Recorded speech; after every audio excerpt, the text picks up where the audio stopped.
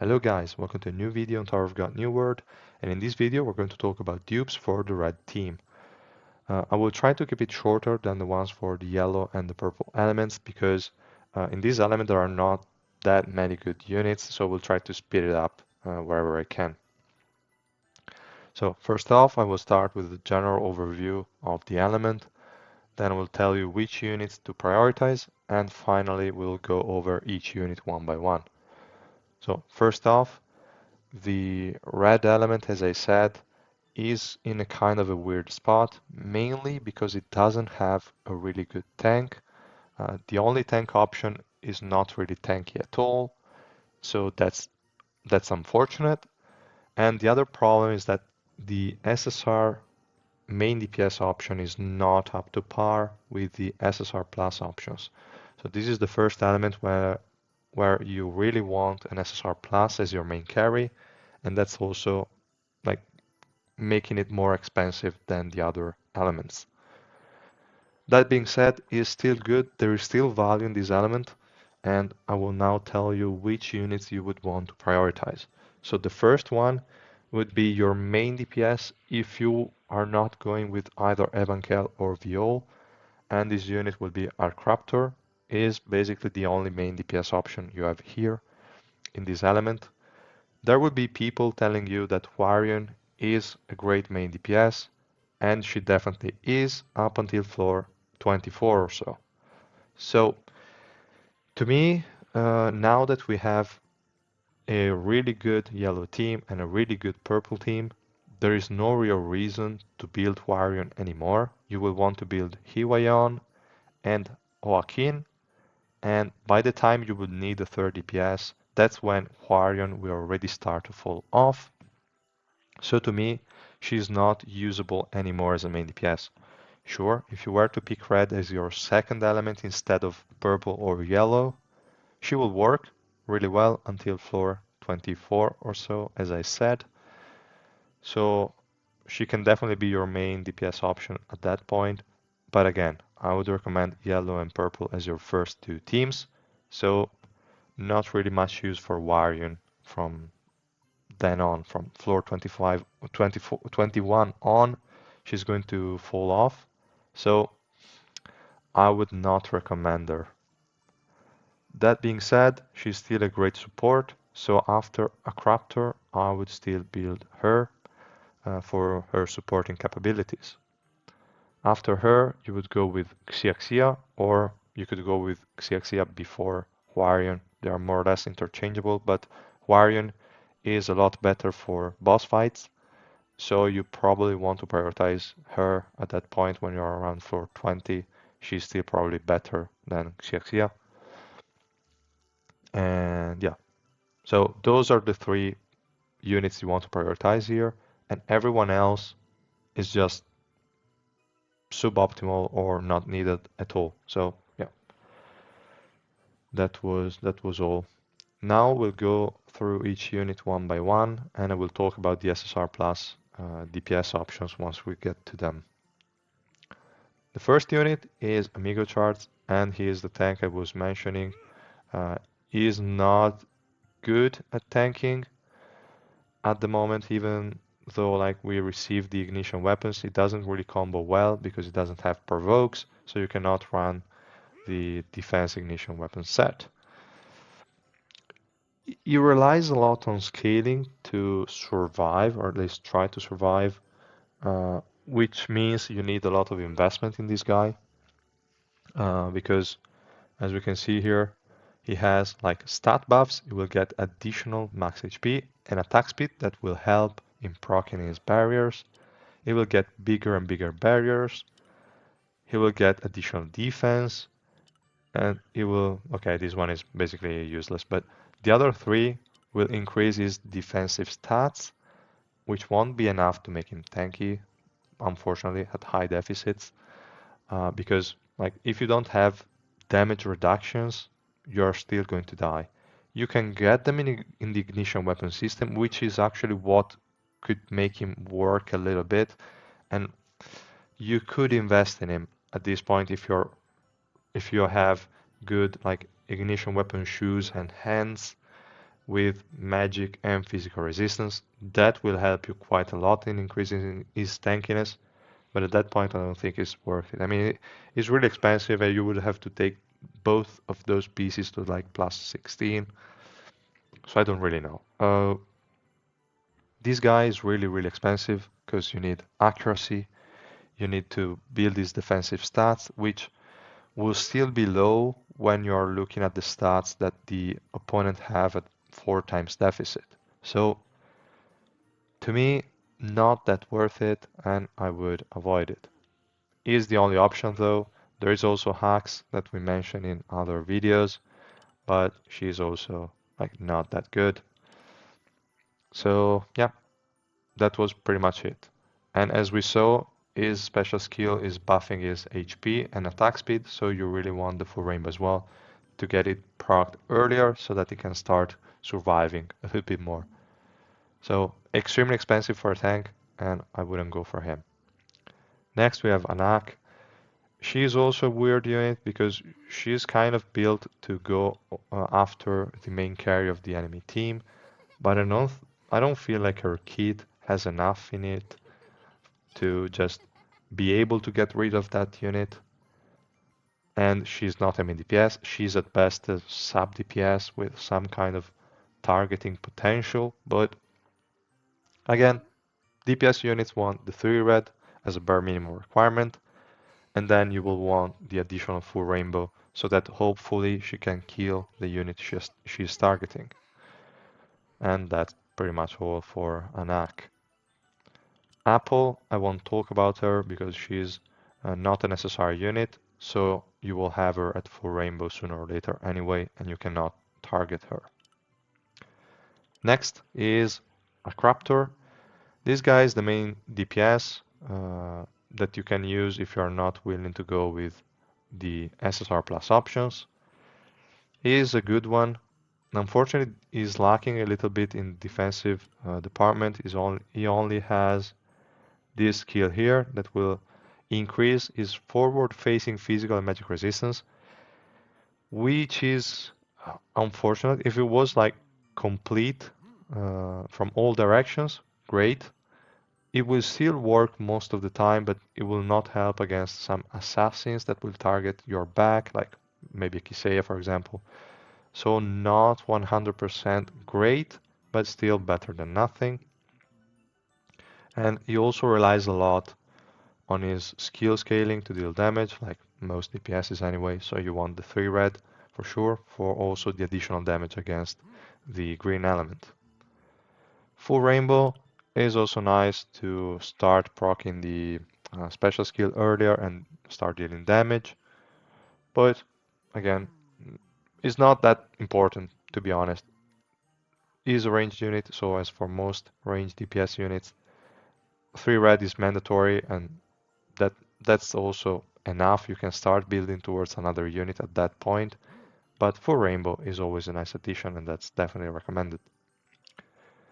Then we have the first SSR plus unit in this element, and she is the best SSR plus carry. She's actually still better than Viole because her AoE damage is so insane. She can wipe the whole enemy team like so easily. But she has a big downside, which is she's not good against data machine. And you might say, who cares? Data machine is blue. It's obvious that she's not going to be strong against her. True, but she can still like destroy blue teams if they don't have data machine. And data machine, like you're forced to face her in the trials anyway, so it's kind of relevant how you like if you can counter data machine or not. She can't because she cannot outlive a data machine, but the other SSR plus option can. So it definitely has the advantage there. But overall, she's better as pure damage output capabilities, while Viole is more like can survive more and can outlive a lot of units, which is also really, really important. So there is no better choice between the two, but there is a cheaper choice. So I will mention that. Evankhell is definitely your most expensive one because she's a close range unit and she relies heavily on her special skill to survive. She wants these 4 seconds of invincibility, and to get it, you need the full rainbow. Otherwise, she is going to die before she can even cast her special skill. That's really what's terrible about this unit, and the reason why I have her at full rainbow, because before then, she's really suboptimal, and if you have her at just 3 green or even 3 red, she's less she's less consistent than a 3 red Arkraptor. So yeah, I would just say either go all in on her or just ignore her and prioritize the other SSR plus option. Then we have Hansung Yu. This guy has also been buffed recently, and I don't know, still he doesn't have any kind of defensive skill whatsoever. He relies a lot on crits and can crit a lot. That's cool. But I feel like his damage is not enough for him to be a main DPS at the moment, and is still not going to be as strong as Arkraptor because Arkraptor can get a lot of attack scaling, which Hansung Yu cannot. He can get some from the ignition weapon now that we have it, but still Arkraptor will get a lot more of it. So still not as optimal as Arkraptor for pushing deficits, and I would just ignore him. If you want to build him, the priorities are the usual ones: 3 red per minimum, and for rainbow recommended because his special skill is also dealing damage and debuffing enemies, so definitely good. Next we have Hwaryun, and as I already said, she's worth investing in. Her skills are really good. They can buff the swiftness of your allies, nerf the swiftness of the enemies. They can increase the crit rate of your allies and the attack of your allies.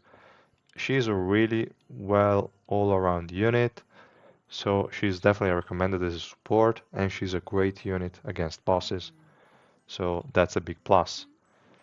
I wouldn't build her anymore as a main DPS. She can act as a sub DPS for quite a bit, but afterwards she's just going to be a support, and in really high deficits later on in the adventure, she's going to die before she provides any actual value anyway. So yeah, not really recommended for me. But there is value in her, so you can definitely go for her as a support especially. So 3 red to me is the bare minimum. She has so many good things scaling with the skill level not to go for it. So definitely 3 red mandatory. And 4 orange is really good to have for the additional survivability, and for rainbow as well for the special skill that gives a lot of things like swiftness, attack to the allies, barrier, and she also deals damage. Really good. Next, Michael. This guy, again, I'm saying the same things more or less on the units every video, and this guy is only usable in PvP, is not good. He doesn't have any kind of defensive capabilities, so all he would do is just go on a unit, and if you can kill him, great, otherwise useless. So in high deficit is not going to manage like to kill a unit, so to me this guy is not worth investing. But again, if you wanted to, 3 red is the bare minimum, and for rainbow highly recommended so that he can start dealing some damage and buffing himself a lot more quickly. And that's about it for Mikhail as well. So next we have the second SSR plus unit and the other best carry we have in the red element. He doesn't have as much AoE damage as Evankhell, but he can definitely make up for it in single target damage and mobility and also survivability. This guy is a real beast. He can work at 3 green, but I wouldn't recommend it. It could be comparable to a 3 red Arkraptor, but a full rainbow Arkraptor would still be better than a 3 green Viole. But if you can get Viole to 3 red, which is not as expensive now that we have the black market, you will definitely get a lot of value out of him because you will have high amounts of attack, high amounts of swiftness. So this guy will proc his special skill more quickly, even if it is not at full rainbow, and it will start snowballing from there. So really, really good unit. 3 red, highly, highly, highly recommended. And as I said, it is better, like he's the safest choice than Evankhell because it's cheaper to build, and it can also work against Data Machine, which is a really pain in the ass to deal with.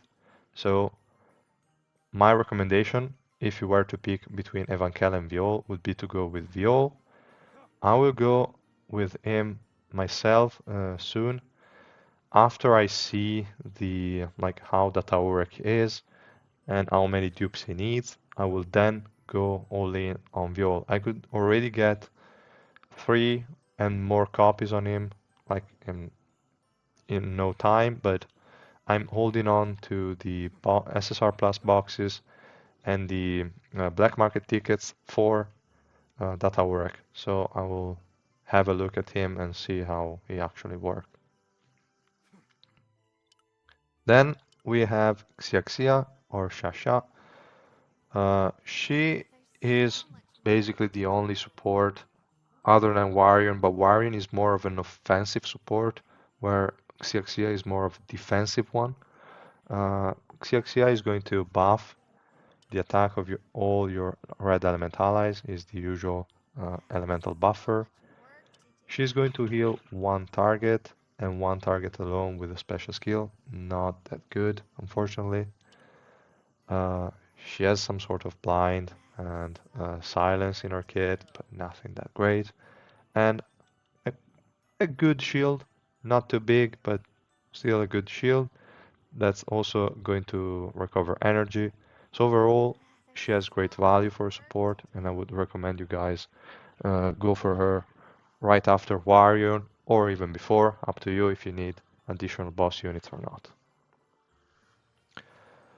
You want her scaling up for the additional heals and for the passive is not that important. You could stop at 3 purple, honestly, but it's still recommended. 4 orange is definitely nice, so she can survive a little bit more and increase the shield. That's why it's recommended. The full rainbow, not that much, because she's just going to proc the healing a little bit earlier, but no much value afterwards. Okay, you will get additional energy on the unit that was targeted, but this one is the lowest percentage HP one, so you're not sure who's going to get the heal and consequently the energy buff. It could be good with Evankhell because Evankhell is usually going to be the lowest HP one because she's close range, she's a DPS unit, and if you don't have her at full rainbow, she will take a lot of damage. So for sure, more quickly than it's a hard. And compared to Data Machine, if you're using her as a stall tank in this team, I'm not sure who's going to get more damage in. So it's still nice to have, obviously, as all rainbow. As like it's the same thing for all units, but yeah, I don't know if I would recommend it that much. For me, it's just nice to have, and nothing more. Then lastly, we have Yellowy. She doesn't really require a lot of dupes, so you could use her at 0 and just get a nice buff. Nothing too big, like it's a 20% crit rate and 20 attack speed on your highest attack unit.